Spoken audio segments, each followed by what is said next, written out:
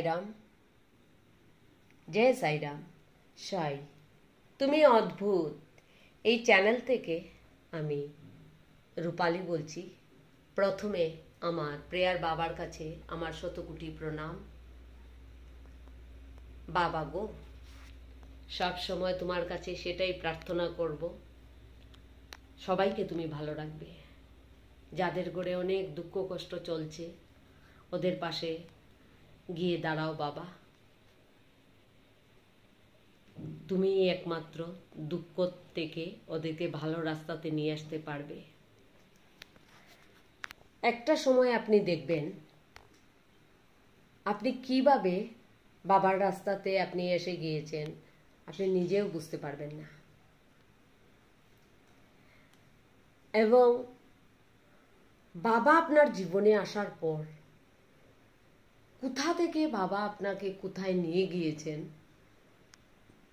আপনি যখন বসে একটু ভাববেন আপনি দেখবেন যে বাবার কতটুকু কৃপা আপনার উপরে এবং আপনার পরিবারের উপরে।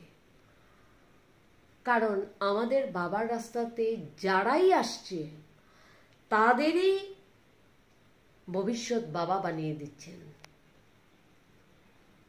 হাজার হাজার লাখ লাখ মানুষ আসছে বাবার রাস্তাতে। কেন কেন মন্দিরে মানুষ পাগলের মতন ভিড় হচ্ছে? কেন? এমনিতেই তো হচ্ছে না।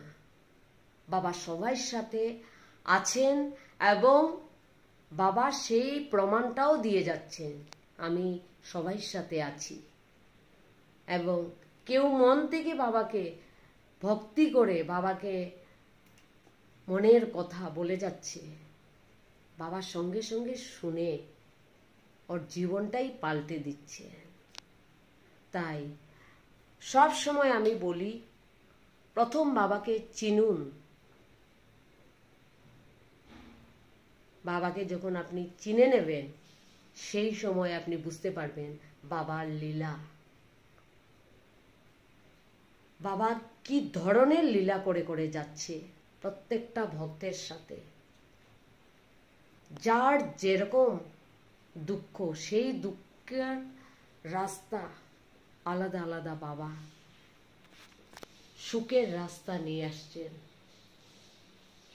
আপনি যখন বাবার রাস্তাতে আসবেন তার পরের যে সময়টা সেই সময়ের মধ্যে বাবা নিজের ভক্তের সাথে অনেক পরীক্ষা নেন। কিন্তু আপনি চিন্তা করবেন কেন?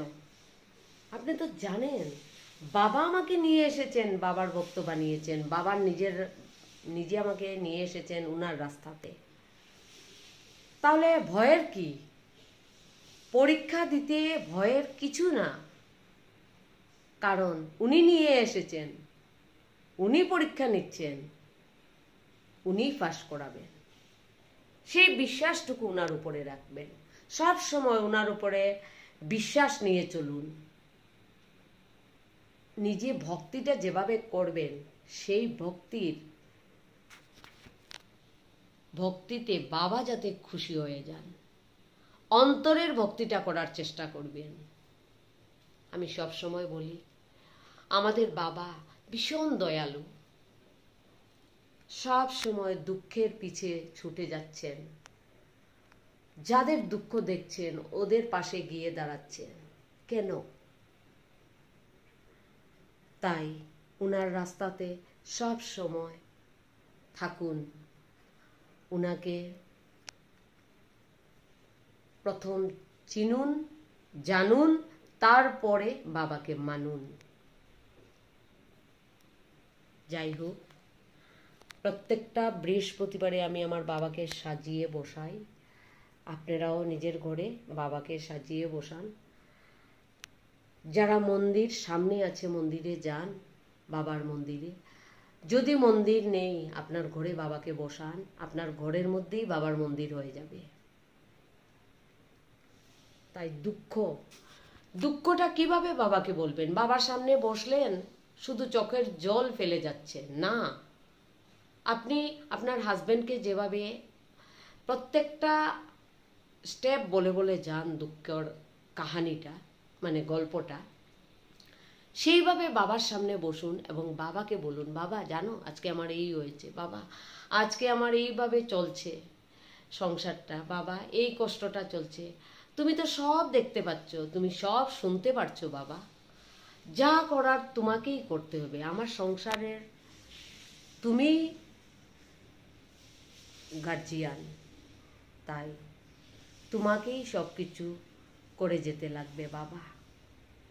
নিজের বাচ্চাদেরকে ওনার চরণে রেখে দিন, বলুন বাবা আমি তো সব ছেড়ে দিয়েছি তোমার চরণে, যা করার তুমিই করবে।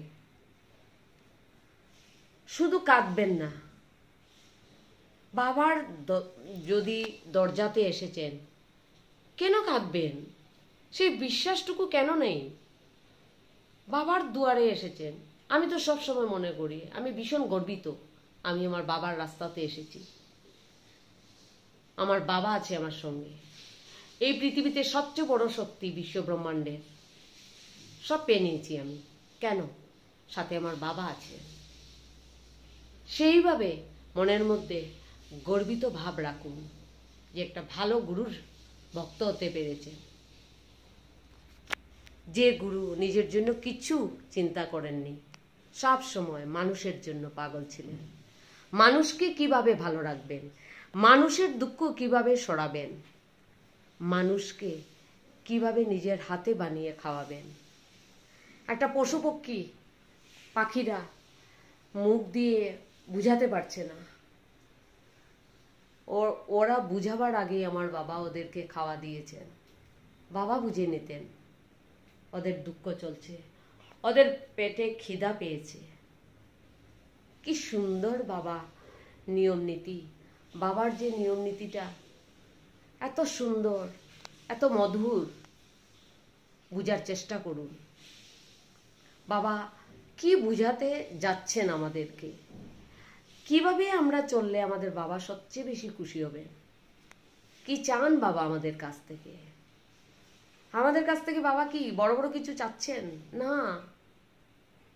বাবা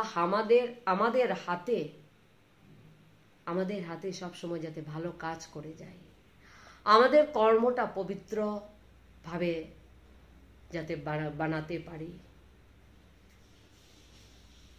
প্রত্যেকটা জিনিস বাবা আমাদেরকে বুঝিয়েছেন, কিভাবে একটা ভালো মানুষ হওয়া যায়, কিভাবে একটা ভালো রাস্তা পাওয়া যায়, খুঁজে পাবেন, কিভাবে নিজেকে সব সময় একটা পজিটিভের মধ্যে থাকতে পারবেন। কত কিছু জিনিস বাবা ছোট ছোট জিনিস দিয়ে আমাদেরকে বুঝিয়ে গিয়েছেন। কেউ খিদা পাচ্ছে, সেই খিদাটা কিভাবে আমরা আমাদের হাত দিয়ে মেটাতে পারবো।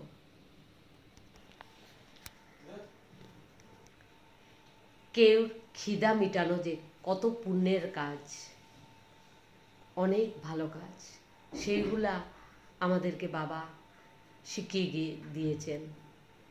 নিজের হাতে ভিক্ষা করে এনে বাবা নিজের হাতে বানিয়ে সবাইকে খাইয়ে দিয়েছেন। তো বাবার শিক্ষাতে চলুন, সব সময় নিজের হাত এবং নিজের মুখ দিয়ে ভালো কাজ করুন, ভালো কথা বলুন, কখনো অন্যের খারাপ করবেন না, যতটুকু পারবেন মানুষের সেবা করে যান, মানুষের ভালো করে যান। তাই মনের অনেক কথা আপনাদের সাথে আমি শেয়ার করি। আমি চাই আমার যতটুকু কথা আমি বলেছি এই ভিডিওতে, তার মধ্যে যদি একটা কথা আপনাদের ভালো লেগে থাকে এবং আপনারা বাবার রাস্তাতে ভালো ভালো কাজ করেন বা বাবাকে মন থেকে মেনে চলছেন, তাহলে আমি মনে করব সত্যি এই ভিডিওটা আমার জন্য অনেক ভালো একটা কাজ আমি করতে পেরেছি। বাকি বাবা জানেন। সব সময় ভালো থাকুন এবং বাবাকে মনের মধ্যে বসিয়ে পুজো করুন। নিজের ভক্তি এতটুকু বাবার উপরে রাখুন যাতে বাবা অনেক খুশি হয়ে সব সময় বাবার দৃষ্টি আপনাদের ঘরের উপরে, আপনাদের সংসারের, বাচ্চাদের, পরিবারের সবার উপরে থাকে। তাই প্রেয়ার বাবার দর্শন আজকে করিয়ে গেলাম। লাস্টে বাবাকে এইটাই বলবো, বাবা গো, মন থেকে তোমাকে বলছি, এই পৃথিবীতে যারা সবচেয়ে বেশি কষ্টতে আছে, তুমি ওদের পাশে দাঁড়াও, দাও তোমার আশীর্বাদ ওদেরকে, ওদের দুঃখটা তুমি নিয়ে যাও বাবা। তুমিই পারবে মানুষের দুঃখ নিতে। তাই তোমার কাছে সেটাই আমার আজকের প্রার্থনা। ওম সাইরাম, জয় সাইরাম। লাস্ট আপনাদেরকে আবার বাবার দর্শনটা দেখিয়ে যাচ্ছি, দেখে নিন বাবার দর্শন, প্রেয়ার বাবার দর্শন আপনারা করছেন।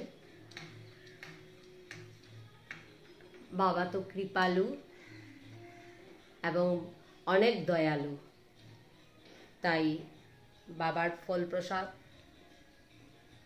বাবার মিষ্টি নিজের হাতে বানিয়ে আমি বাবাকে দেই, আপনারাও বাবাকে দেন। আপনারা মনে রাখবেন, বাবার প্রসাদ দেখা মানেই বাবার আশীর্বাদ আপনাদের উপরে এসে গিয়েছে।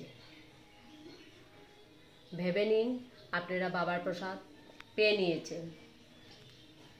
সব সময় আপনাদেরকে বলে যাচ্ছি, অনেক সমস্যা থাকলে এই মাটির প্রদীপটা জ্বালান নিজের ঘরে। কিভাবে জ্বালাবেন, সাই শ্রদ্ধা সবুরি চ্যানেলের ডেসক্রিপশন মে আমি দিয়ে রেখেছি লিঙ্কটা, আপনারা দেখে নিজের সমস্যা থেকে মুক্তি পান। ওম সাইরাম, জয় সাইরাম বাবা।